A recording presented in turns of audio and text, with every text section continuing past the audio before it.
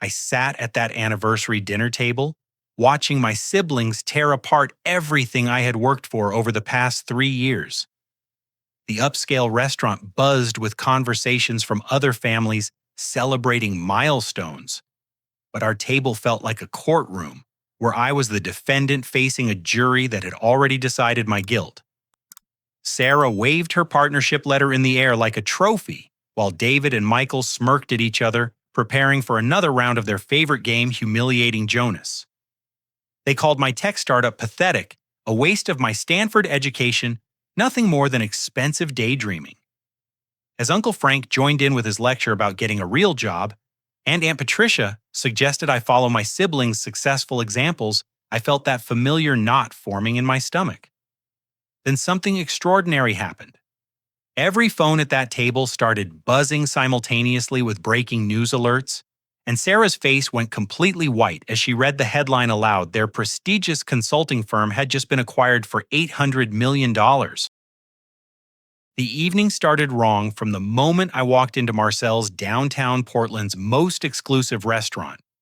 I was 30 minutes late because my final investor meeting had run over, and I showed up wearing khakis and a button-down shirt, while everyone else had dressed in formal attire for Mom and Dad's 30th anniversary celebration. The hostess guided me to our reserved private dining room, where my family was already seated around an elegant mahogany table, adorned with crystal glasses and fresh orchids. Sarah looked up from her appetizer with that familiar expression of disappointment mixed with superiority. At 32, my older sister had perfected the art of making people feel small without raising her voice. Her blonde hair was pulled back in a severe bun, and her black Armani suit probably cost more than I spent on groceries in 3 months. "Still playing computer games for a living, Jonas?" she asked, not bothering to hide her smirk, as I took the only remaining seat. Before I could respond, the twins jumped in with their coordinated attack. David and Michael were 29, just 1 year older than me, but they acted like seasoned executives who had conquered the business world.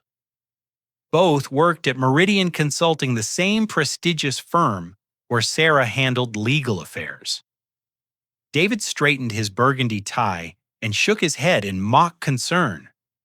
"I just don't understand how someone can waste a Stanford education on fantasy tech dreams when there are real opportunities in established industries."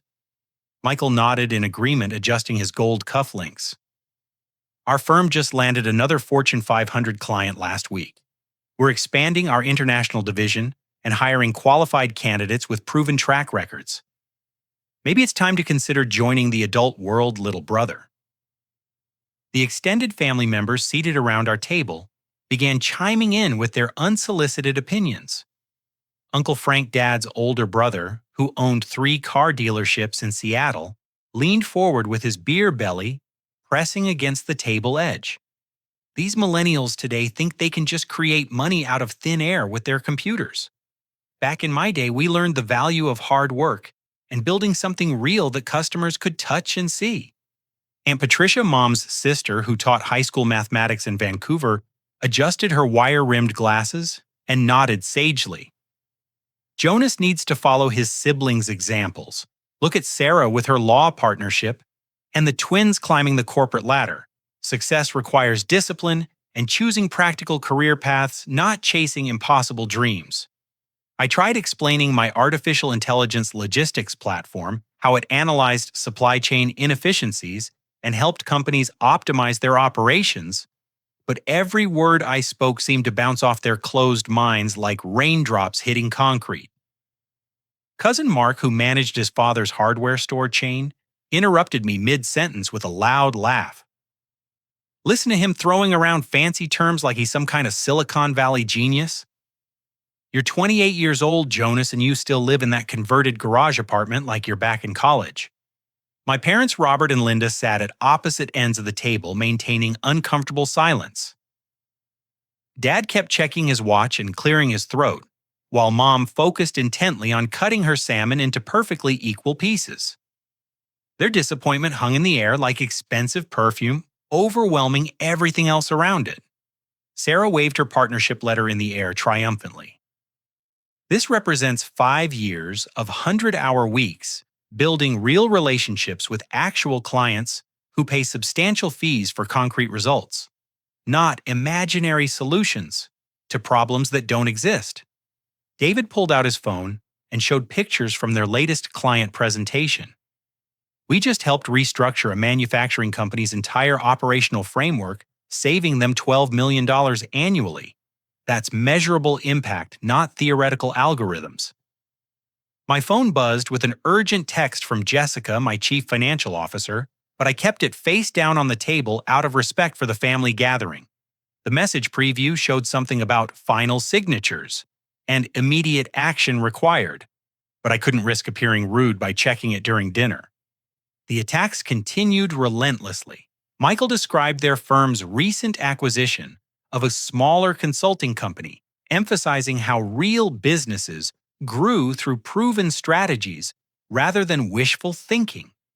Sarah detailed her promotion timeline and the corner office she would occupy starting next month. Uncle Frank compared me to other young men who had wasted their potential on get-rich-quick schemes instead of learning traditional business fundamentals. Cousin Mark raised his wine glass in a mock toast. Here's to Jonas, who still believes in fairy tales at 28, while his siblings are building actual careers and contributing to society. The humiliation reached its peak when Aunt Patricia suggested I consider returning to school for an MBA or perhaps learning a trade skill that would guarantee steady employment. Your intelligence is obvious, dear, but you need to channel it toward realistic goals that will provide stability and respectability. I stood up slowly, feeling the weight of their collective judgment crushing down on my shoulders. Every dream I had nurtured, every late night I had spent coding and planning, every sacrifice I had made, building something meaningful from nothing, felt reduced to a childish fantasy in their eyes. My chair scraped against the hardwood floor as I prepared to excuse myself and leave this toxic environment. That's when it happened.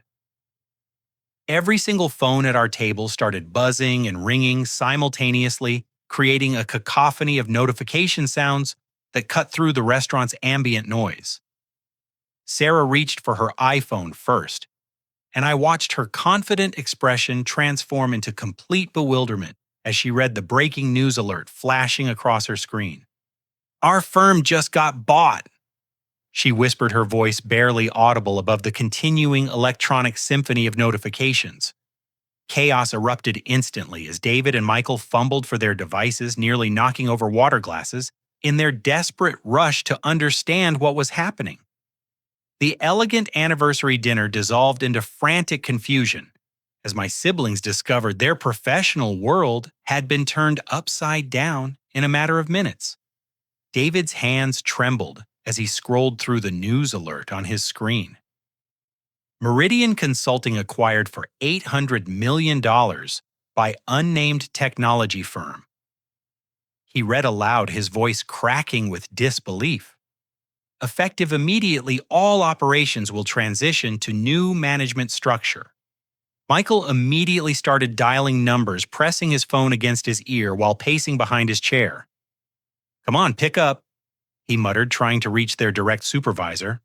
"Why isn't anyone answering? This can't be real." Sarah's legal training kicked in as she began researching the acquisition details on her tablet. The announcement came from our board of directors 37 minutes ago. How did we not receive internal notification before the media got hold of this information?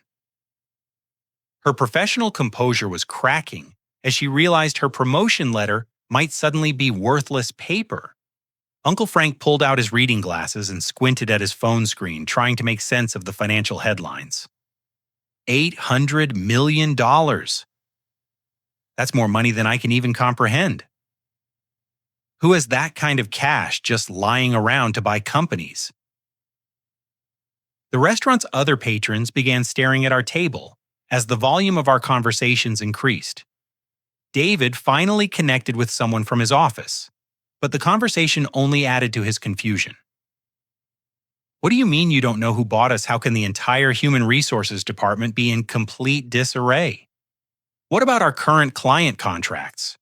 Aunt Patricia attempted to Google additional information about the acquisition, but every news source seemed to have different details about the purchasing company. Some articles mention a tech startup, others reference an international consortium. The buyer's identity appears to be deliberately obscured. I sat perfectly still watching my family's panic unfold while my own phone continued buzzing with urgent messages.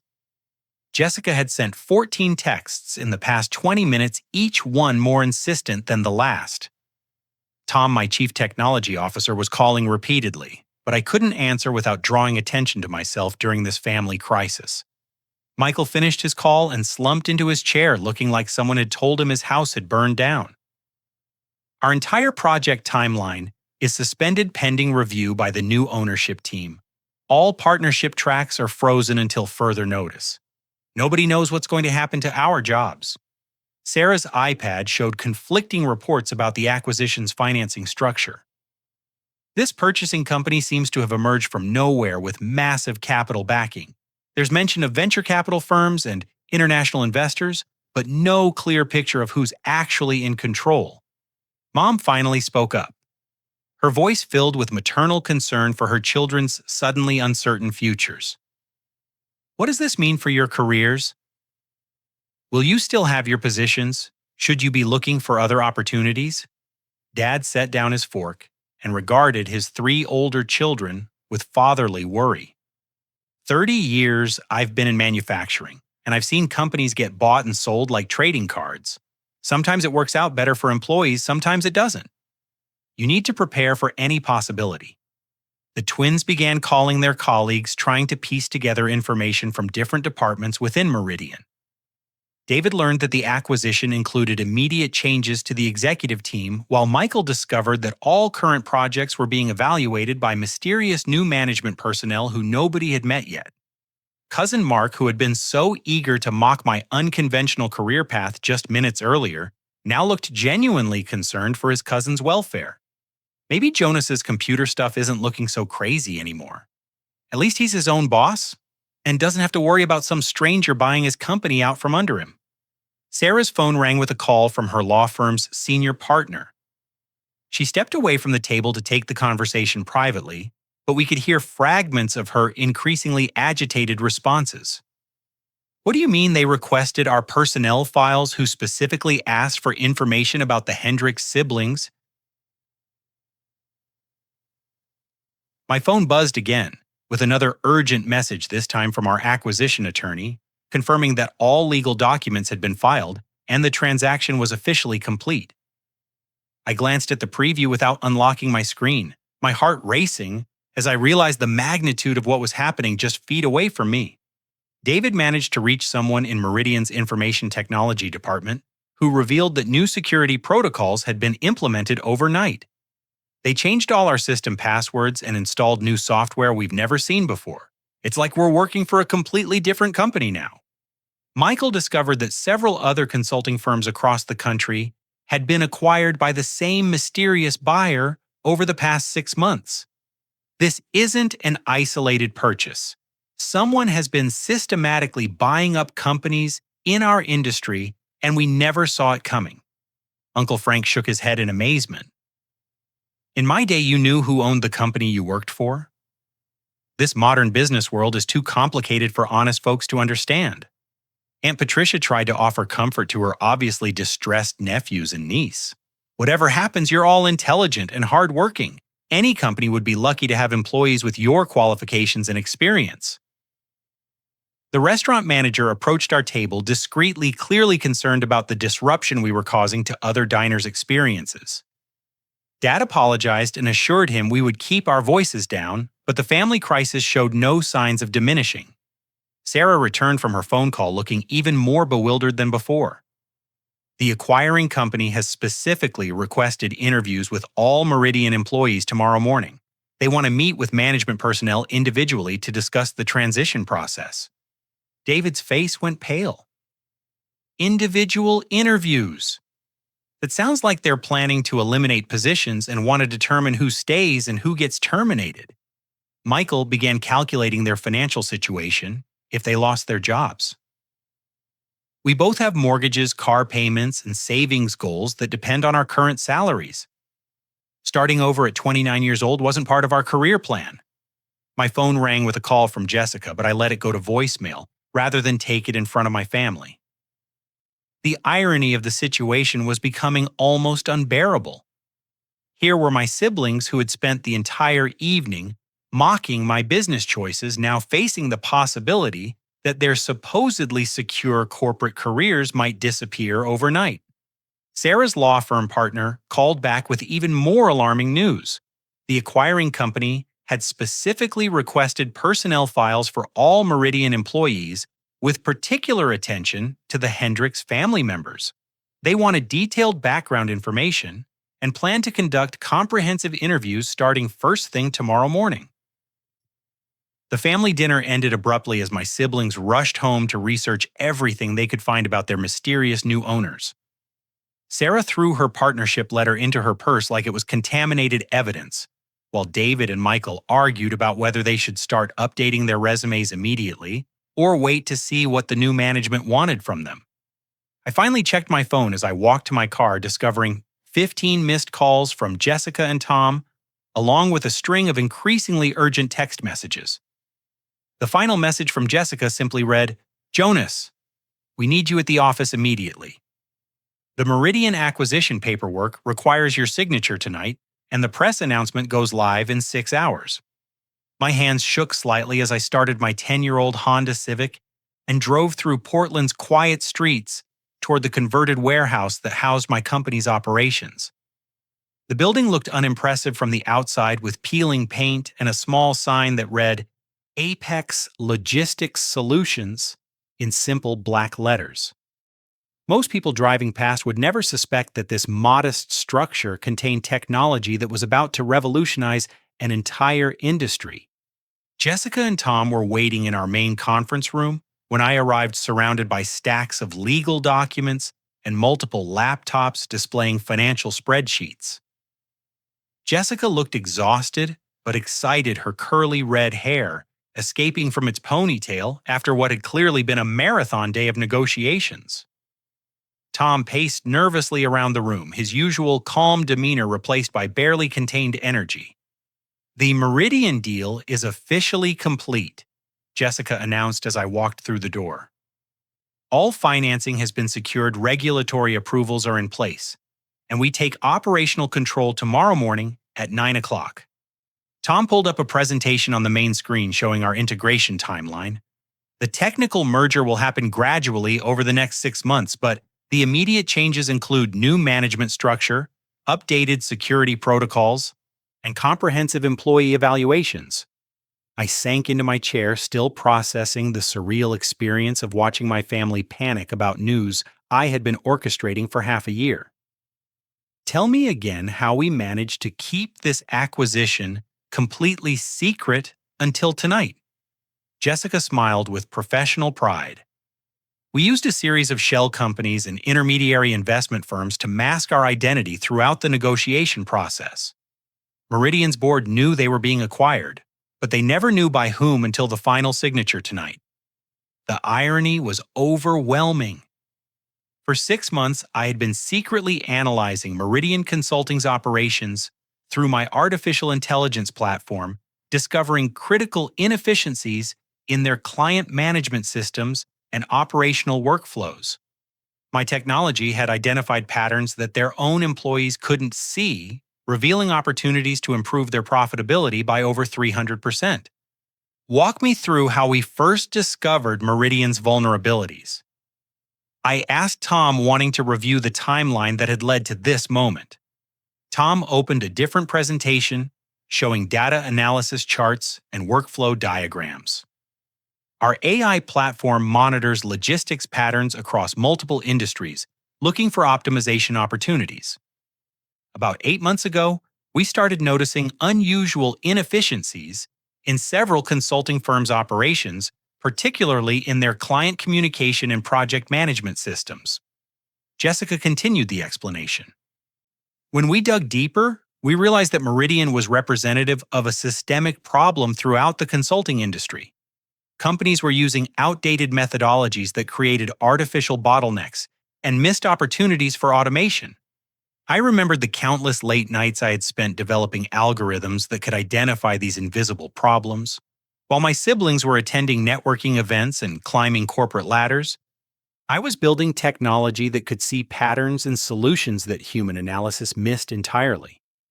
The breakthrough came when we realized we could either expose these inefficiencies publicly, potentially damaging the companies involved, or acquire them privately and implement solutions that would benefit everyone, Tom explained. My phone buzzed with a text from David asking if I knew anything about technology companies that might be hiring. The message was followed by another from Michael wondering if I had any contacts in the startup world who might need experienced consultants. The desperate irony of their requests made my chest tighten with a mixture of vindication and sadness. Jessica showed me the financing structure that had made the acquisition possible. 3 major venture capital firms provided primary funding with additional backing from an international technology consortium. Your platforms demonstrated results with smaller companies convinced them that scaling up to Meridian's size would generate massive returns. Meanwhile, across town, Sarah was frantically researching the acquiring company online, finding only minimal information about Apex Logistics Solutions. Our website was deliberately basic, showing general information about supply chain optimization without revealing the sophisticated artificial intelligence technology that powered our operations. David and Michael were calling former colleagues from business school trying to learn anything about companies that might be quietly acquiring consulting firms. They discovered that similar acquisitions had happened to other firms across the country, all following the same pattern of mysterious buyers with substantial financial backing. Tom pulled up security footage from Meridian's building, showing us real-time views of their offices where several employees had stayed late to research their new owners. They have no idea that we've been their biggest data analytics contractor for the past year. All of our work was done through intermediary agreements that kept our identity hidden. The family group chat on my phone was exploding with theories and panicked speculation. Sarah suggested the buyer might be a foreign company, trying to infiltrate American consulting services. Michael worried it could be a corporate raider planning to break up Meridian and sell the pieces. David thought it might be a private equity firm looking to eliminate redundant positions and maximize profits. Jessica reviewed our employee integration plan, designed to retain Meridian's talented staff, while introducing them to more efficient operational methods. We're not planning any layoffs. In fact, we expect to expand their workforce once our technology integration improves their client capacity. The security footage showed an interesting development around midnight. 3 figures were approaching Meridian's building entrance, moving cautiously and looking around as if they were concerned about being observed. Tom enhanced the image quality, and I realized with amazement that Sarah, David, and Michael were attempting to break into their own office building. Your siblings are trying to conduct unauthorized after-hours reconnaissance on their new owners, Tom observed with amusement. They're using Sarah's law firm credentials to try accessing floors they don't normally have permission to enter. I watched my family members on the security monitor, feeling a complex mixture of emotions. Part of me wanted to laugh at the irony of them investigating the very brother they had dismissed as a failure just hours earlier. Another part felt genuine sympathy for their fear and confusion about their professional futures. Jessica's phone rang with a call from our security company reporting unusual activity at the Meridian building. I instructed them to allow my siblings access to public areas, but to prevent them from reaching any floors containing confidential information about the acquisition.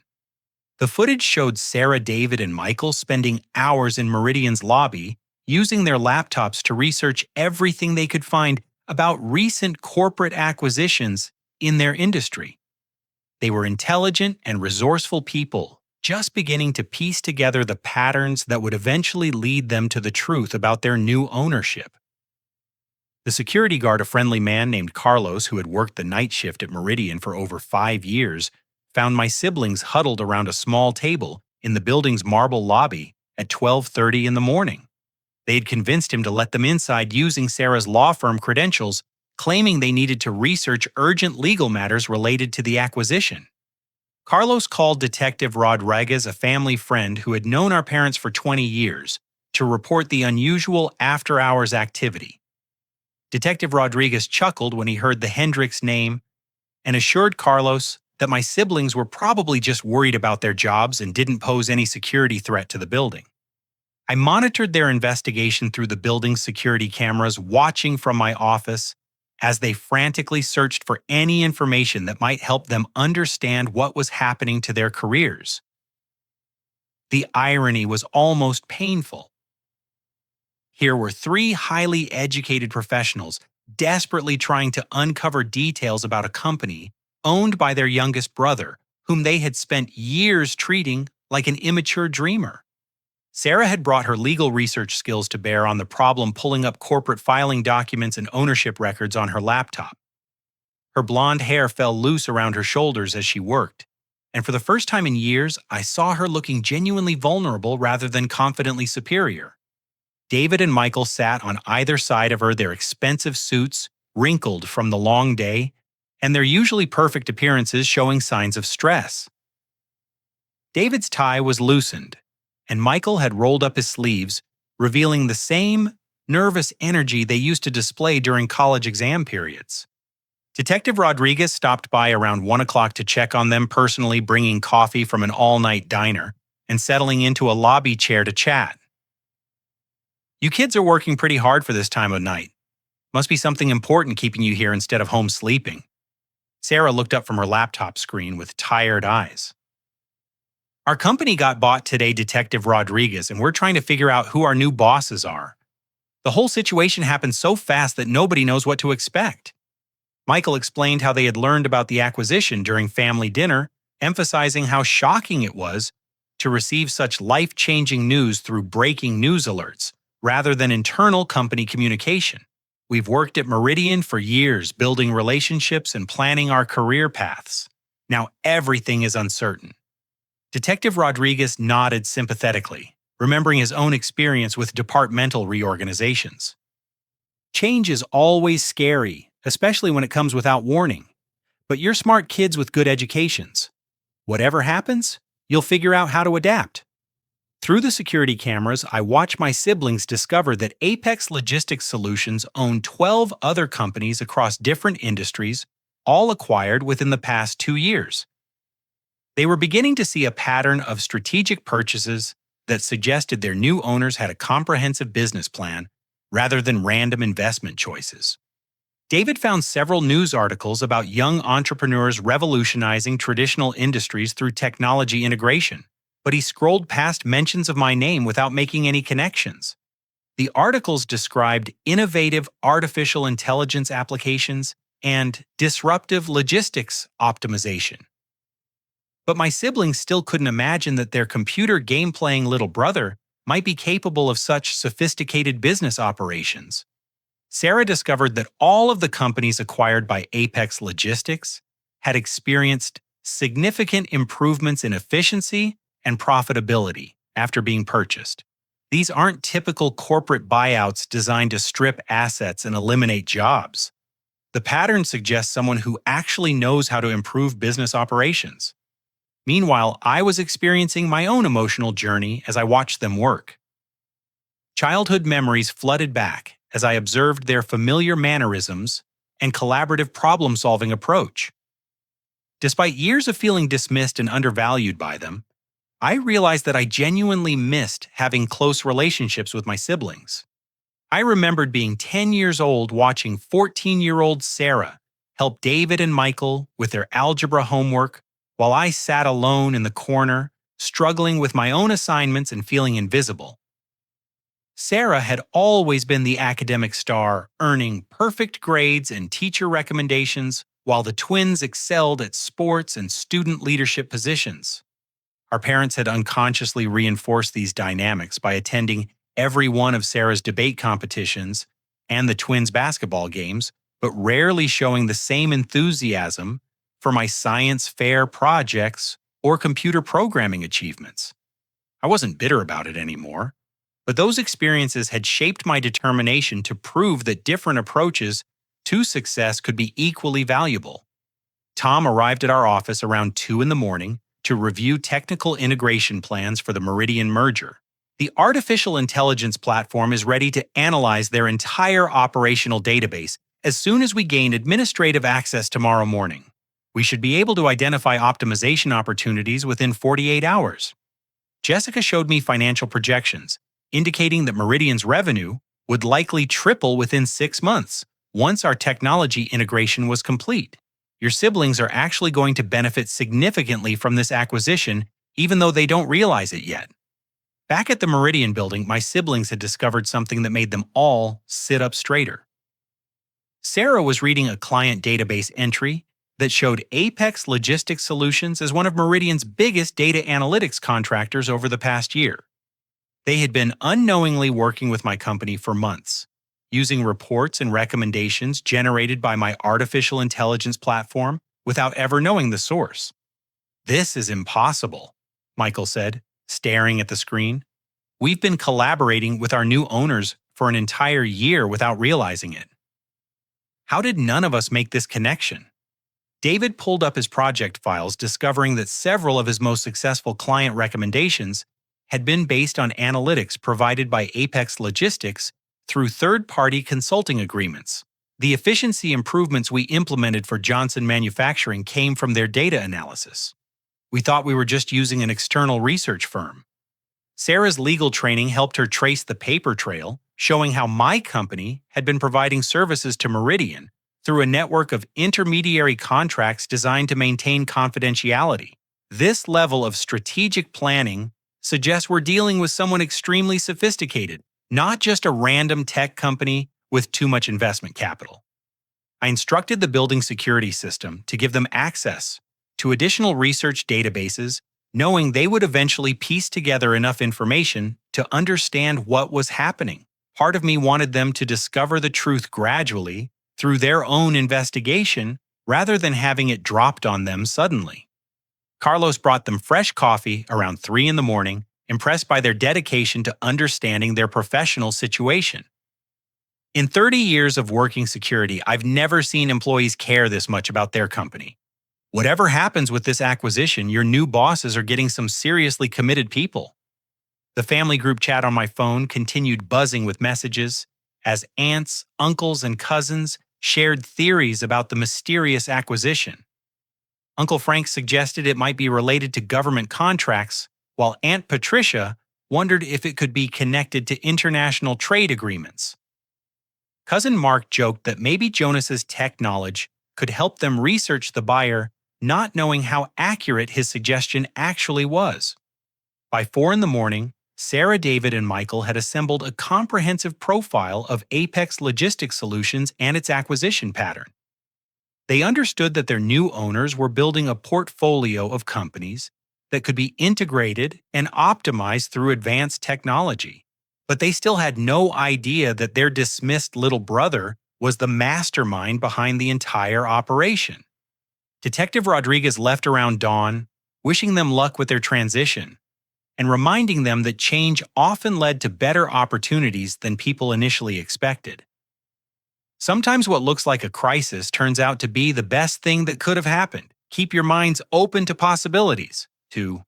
As morning approached, my siblings finally headed home to shower and prepare for their mandatory interviews with Meridian's new management team.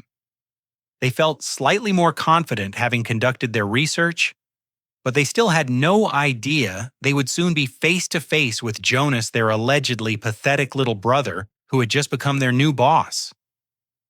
Morning arrived with typical Portland drizzle, as Sarah, David, and Michael returned to the Meridian building for their mandatory interviews with the new management team. They had managed only 2 hours of sleep after their all-night research session, but adrenaline kept them alert as they entered the lobby where they had spent so many hours investigating their mysterious new owners.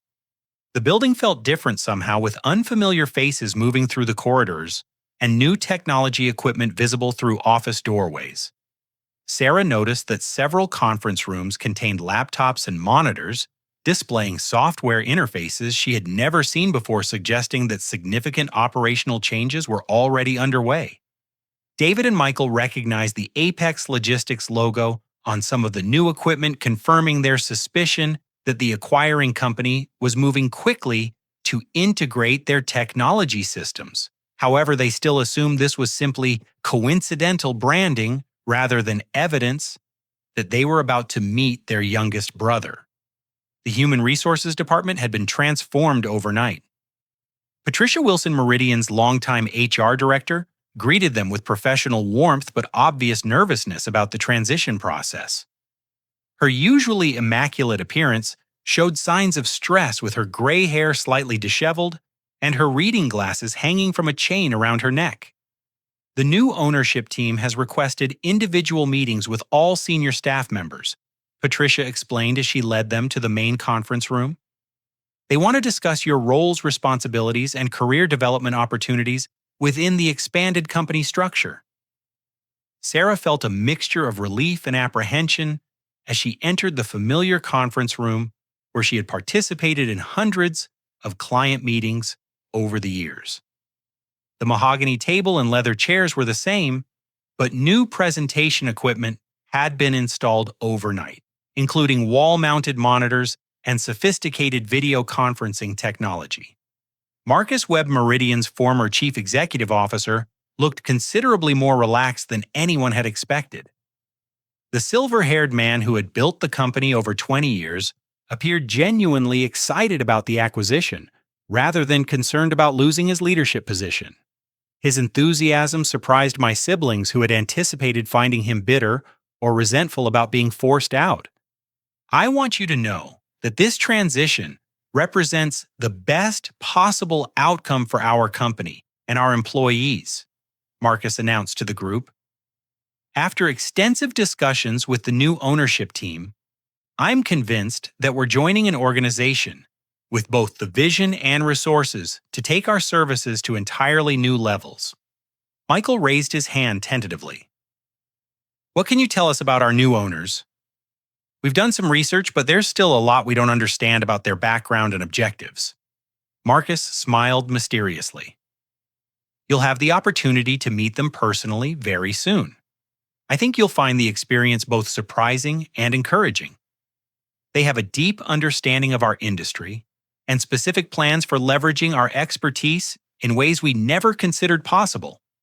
Meanwhile, one floor above, in what had been Meridian's executive suite, I sat in the newly designated CEO office reviewing personnel files for Sarah, David, and Michael.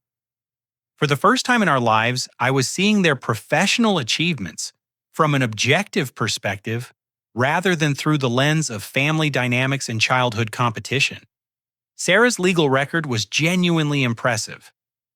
Her partnership track at Morrison & Associates reflected consistent excellence in corporate law, with particular expertise in mergers and acquisitions.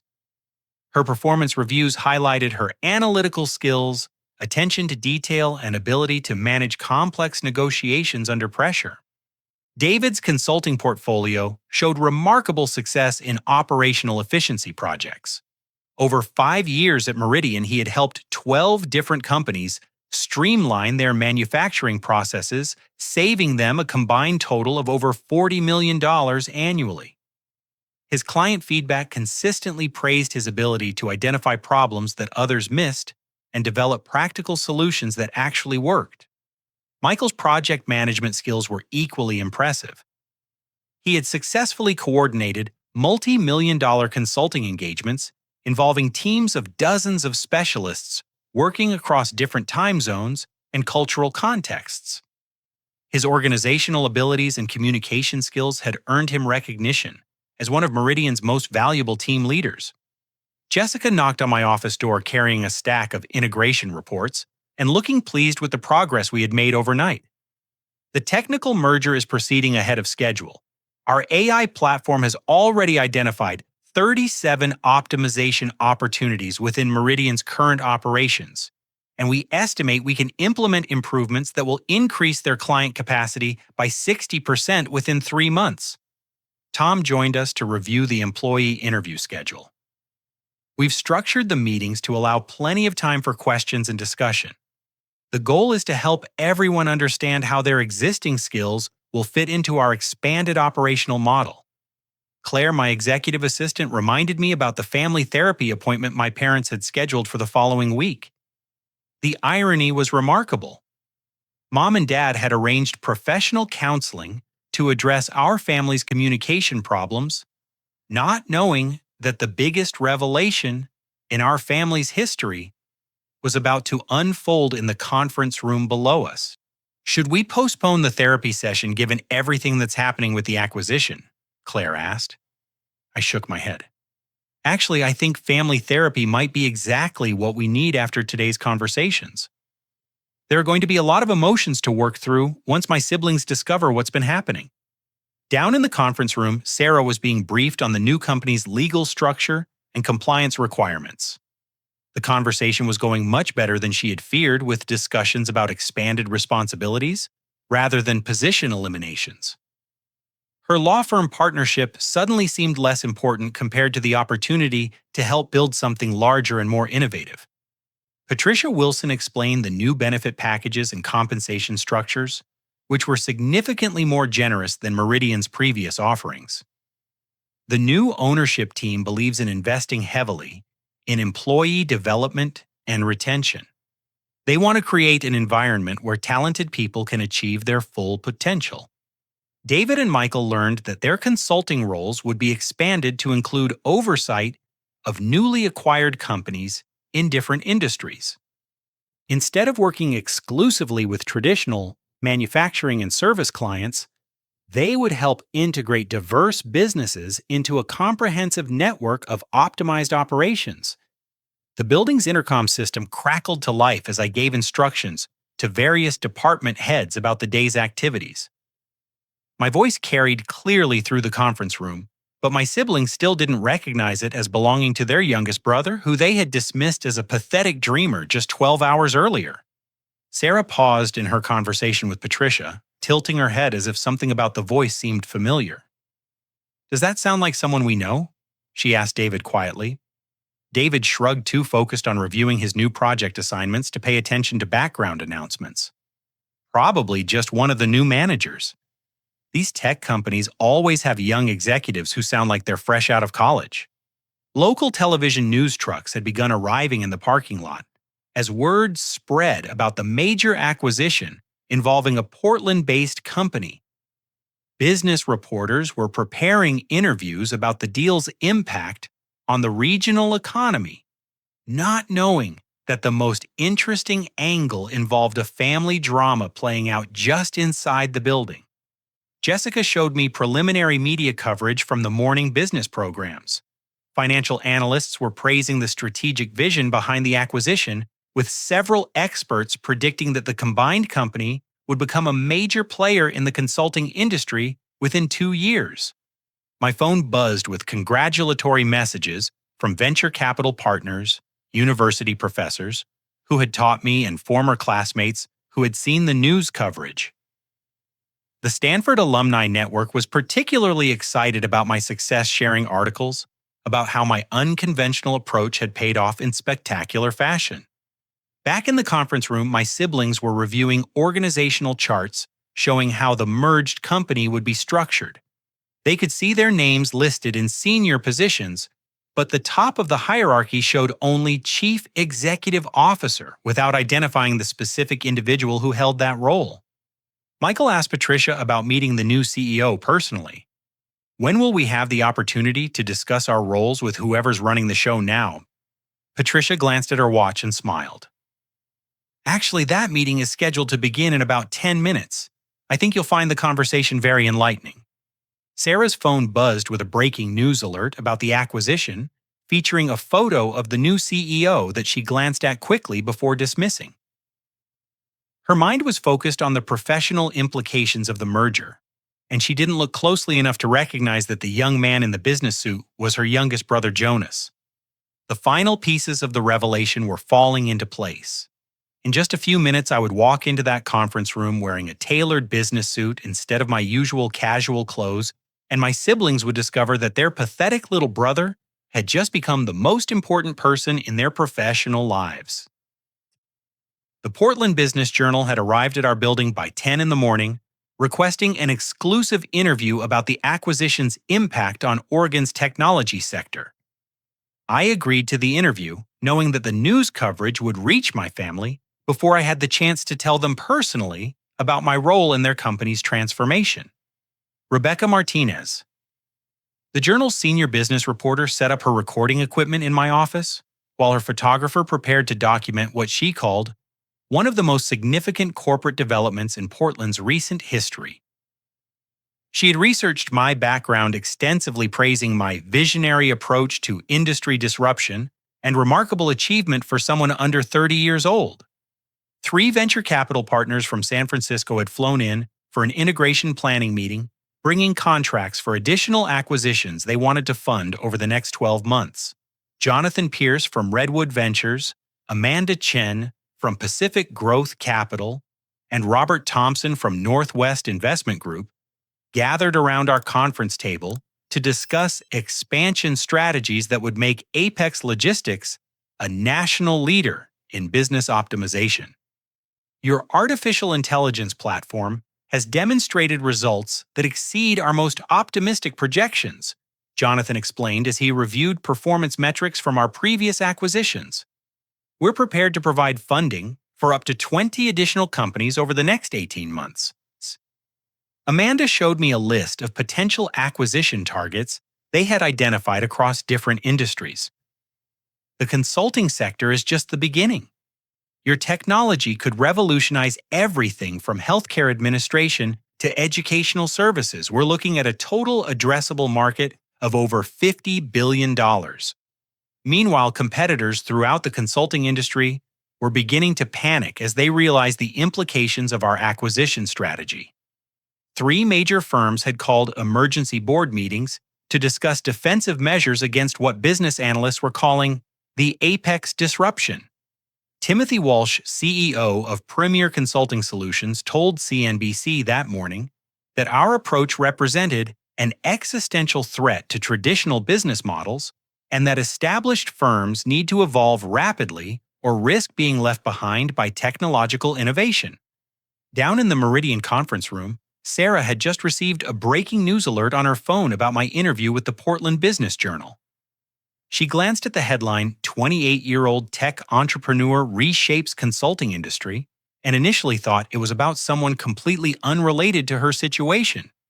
David and Michael were finishing their individual interviews with Patricia Wilson, feeling cautiously optimistic about their expanded roles within the merged company.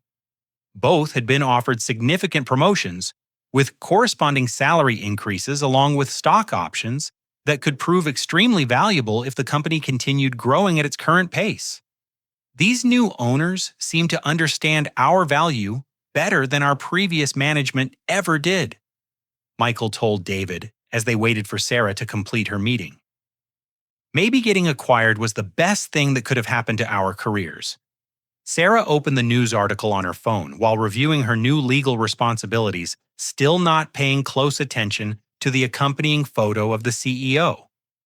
The first paragraph described Jonas Anderson, founder and CEO of Apex Logistics Solutions, as a Stanford graduate who has quietly built one of the most sophisticated business optimization platforms in the country. Her hand froze as she read the name again. Jonas Anderson. The article mentioned that the young entrepreneur was a Portland native whose family has deep roots in the local business community. She scrolled up to look more carefully at the photo, and her breath caught in her throat as she realized she was looking at her youngest brother wearing an expensive business suit and confident smile. David noticed Sarah's shocked expression and leaned over to see what was on her phone screen. His face went completely pale as he recognized Jonas's photo accompanying an article about their new CEO. "This can't be real," he whispered. "This has to be some kind of mistake or coincidence." Michael grabbed the phone from David's hands, staring at the image of Jonas standing in front of an Apex Logistics logo. The same brother they had ridiculed for playing computer games was being described as a visionary leader who has revolutionized business optimization through artificial intelligence innovation. The three siblings sat in stunned silence as the magnitude of their situation became clear. Every mocking comment they had made about Jonas's pathetic startup, every dismissive laugh about his computer games, every suggestion that he needed to get a real job and join the adult world suddenly felt like evidence of their own failure to recognize his actual achievements. Sarah's legal mind began processing the timeline of events. He's been planning this acquisition for months. While we were making fun of his business at family dinners, he was negotiating to buy our company for $800 million. David remembered all the times Jonas had tried to explain his artificial intelligence platform at family gatherings, only to be interrupted or dismissed by siblings who assumed they understood business better than their younger brother. We never listened to what he was actually doing. We just assumed he was wasting his time because it didn't look like traditional business success. Michael felt sick as he recalled specific comments he had made about Jonas needing to follow their examples and learn the value of hard work. Last night I suggested he should consider getting an MBA or learning a trade skill. His company just bought our company, and I was giving him career advice. The conference room television was tuned to the local business news channel, which began broadcasting live coverage of my interview from upstairs. The irony was almost unbearable, as my siblings watched their youngest brother being introduced as one of Oregon's most successful young entrepreneurs, while they sat in the very building he now owned. Rebecca Martinez asked me about the personal motivation behind acquiring Meridian specifically. What drew you to this particular company when you could have chosen from dozens of consulting firms nationwide? I paused thoughtfully before answering, knowing that my siblings were likely watching this interview. Meridian has exceptional talent and strong client relationships. The people who work there are intelligent and dedicated professionals who deserve the opportunity to achieve their full potential with better technology and resources. Sarah began crying as she watched Jonas speaking confidently about business strategy and growth projections. Not tears of sadness, but tears of shame and regret for how poorly she had treated someone who had accomplished something genuinely extraordinary. David pulled up Jonas's LinkedIn profile on his phone, discovering that their brother had been building his company for over 4 years while they were dismissing him as an immature dreamer. His educational background included advanced computer science courses they had never heard of, and his professional network included some of the most respected names in technology and venture capital. Michael found additional news articles about Apex Logistics Solutions learning that Jonas had been featured in multiple business publications as an example of innovative entrepreneurship. He's been successful for years, and we never bothered to pay attention or ask serious questions about what he was building. The local news interview was wrapping up as Rebecca Martinez asked about my plans for the newly acquired company. Our goal is to help talented professionals achieve greater success while providing clients with better results through improved efficiency and innovation. This isn't about replacing people with technology, it's about empowering people with better tools. Patricia Wilson returned to the conference room with a gentle smile, clearly aware of what my siblings had just discovered. The new CEO is ready to meet with you now. I think you'll find the conversation quite interesting.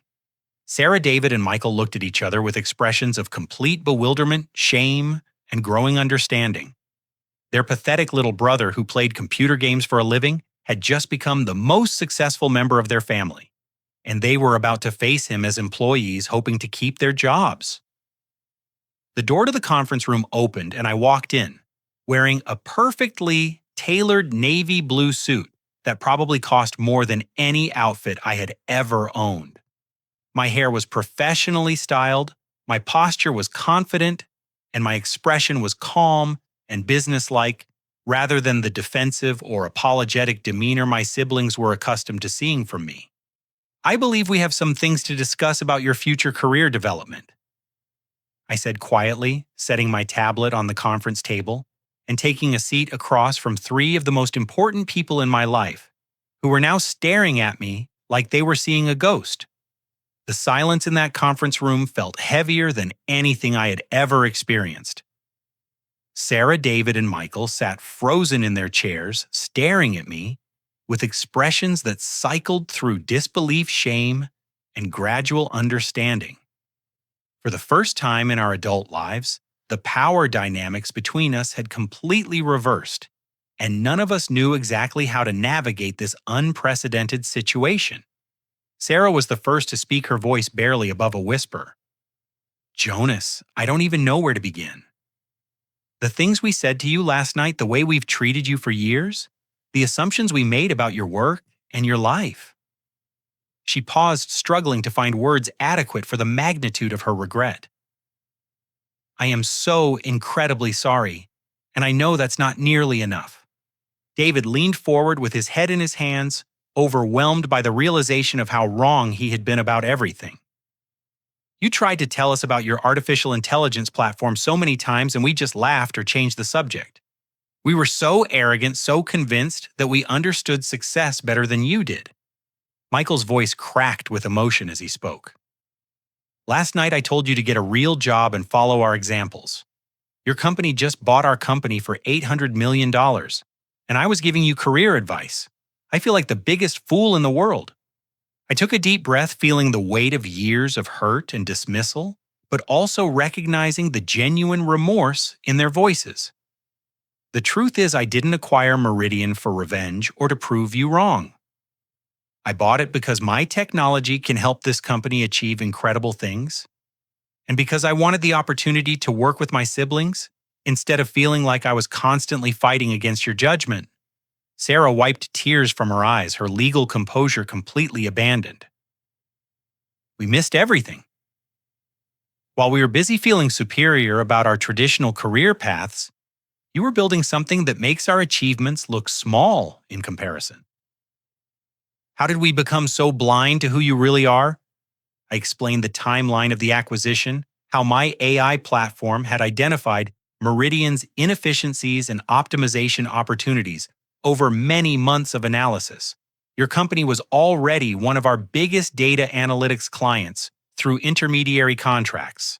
The reports you've been using to improve client outcomes were generated by my technology. You've been working with my solutions for over a year without knowing it. David shook his head in amazement. The Johnson manufacturing efficiency improvements that earned me recognition last quarter came from your analysis. I thought I was being brilliant, but I was just implementing your recommendations. Michael pulled out his phone to show me client feedback praising his project management results. These successful outcomes that I've been putting on my resume were based on optimization strategies your artificial intelligence developed. You've been making me look good without me even realizing it. The conversation continued for over 2 hours as we worked through years of misunderstood family dynamics and professional assumptions. I shared my perspective on growing up feeling invisible and dismissed, while my siblings acknowledged how their competitive nature and conventional thinking had blinded them to my different approach to success. I need you to understand that this isn't about proving I was right and you were wrong, I told them. It's about recognizing that success comes in many different forms, and families should support each other's unique paths rather than demanding conformity to traditional expectations. Sarah asked about her future role within the merged company, and I offered her the position of Chief Legal Officer for our expanding network of acquired businesses. Your expertise in corporate law and mergers will be essential as we continue growing. This isn't charity because you're my sister, it's recognition of your genuine qualifications. David and Michael accepted regional director positions that would allow them to use their consulting experience to help integrate newly acquired companies across different industries. Your understanding of operational efficiency and client relationships makes you perfect for these roles. I need people who can bridge the gap between advanced technology and practical implementation. We scheduled a family meeting at our parents' house for that evening, where the full revelation would be shared with Mom, Dad, and the extended relatives who had participated in the previous night's humiliation. I wanted to address the situation honestly and directly, rather than letting rumors or incomplete information spread through family networks. The meeting at Mom and Dad's house was emotional and transformative. Robert and Linda listened with growing amazement, as I explained how my apparently pathetic startup had evolved into a major business acquisition. Their expression shifted from confusion to pride to deep regret about not supporting my unconventional approach more enthusiastically. "We failed you as parents," Mom said through tears. "We should have paid more attention to what you were building, instead of worrying about why it didn't look like traditional success. Your achievements are remarkable, and we're sorry we didn't recognize them sooner." Dad, who had spent 30 years in manufacturing management, was particularly impressed by the technical sophistication of my AI platform. "I've seen a lot of young people with big dreams and no practical knowledge, but what you've accomplished requires both vision and execution skills that most experienced executives never develop." Uncle Frank arrived with a sincere apology and genuine curiosity about how my technology worked. "I owe you a major apology for everything I said about millennials and computer games. Could you help me understand how your artificial intelligence might improve efficiency in my car dealership operations?" Aunt Patricia brought a homemade apple pie and a handwritten note expressing regret for suggesting I needed to learn practical skills. "I've been teaching mathematics for 20 years, and I completely missed recognizing the mathematical sophistication of what you were developing. That's a failure of my judgment, not your capabilities." Cousin Mark was particularly embarrassed about his comments regarding my living situation and lifestyle choices. "I made assumptions based on appearances without bothering to learn what you were actually accomplishing. Your success is inspiring, and I hope you can forgive my ignorance." Over the following weeks, our family relationships transformed completely. Sarah threw herself into learning about technology integration and business optimization, discovering a passion for the intersection between legal frameworks and innovative business models. She broke off her engagement to a fellow attorney who had always been dismissive of unconventional career paths, realizing she wanted a partner who valued creativity and vision. David and Michael became enthusiastic advocates for AI-powered business solutions, using their consulting backgrounds to help other companies understand the benefits of technological optimization. Their client relationships improved dramatically when they could offer cutting-edge solutions backed by sophisticated data analysis. Our parents began attending technology conferences and entrepreneurship events, educating themselves about the industry they had never bothered to understand when their son was building his company. They started a family foundation focused on supporting young entrepreneurs whose innovative approaches might not fit traditional business models. I announced the creation of a scholarship program called Unconventional Achievers, designed to support students and young professionals who demonstrated innovative thinking but might not excel in traditional academic or corporate environments. The program was funded through Apex Logistics profits and administered through our local university's Entrepreneurship Center.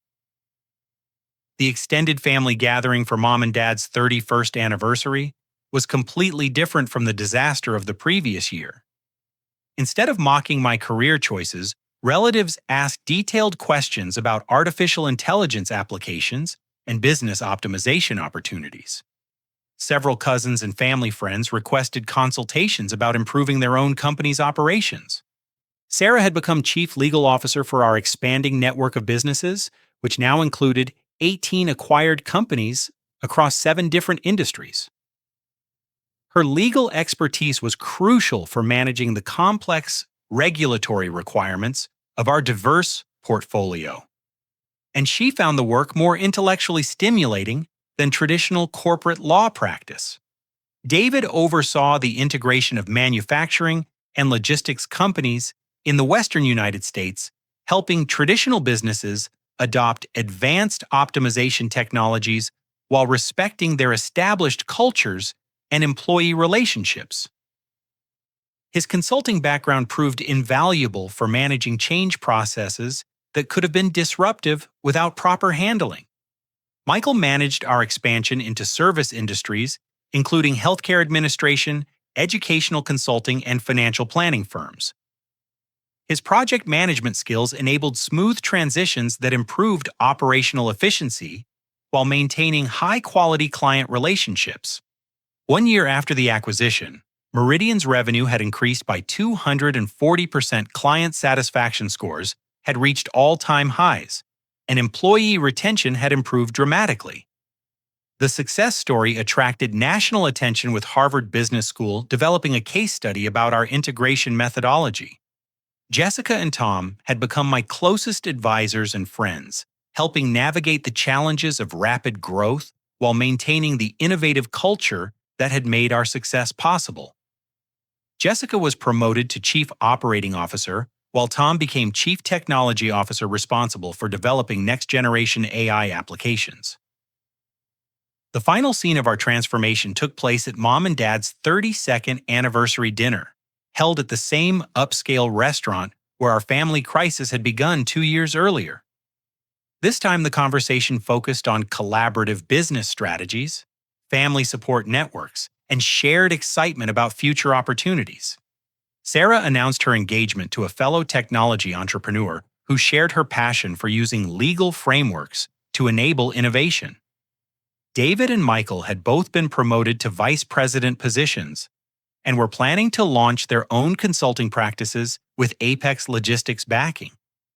Our parents glowed with pride as they watched their children working together as genuine partners and friends.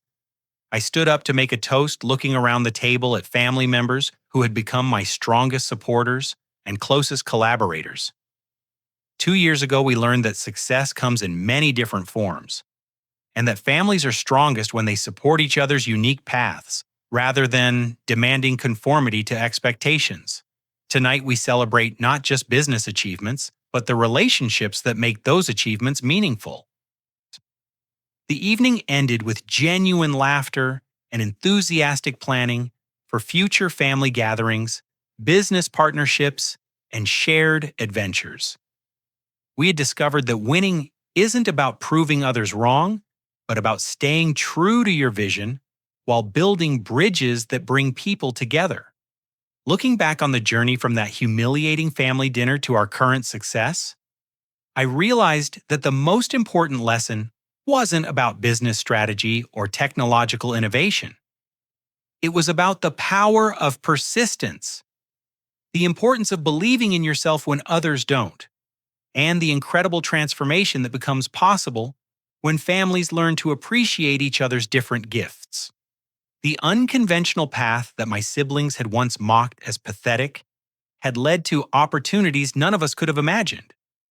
More importantly, it had brought us closer together as a family and taught us all that love requires, supporting each other's dreams, even when those dreams don't match our own expectations or understanding.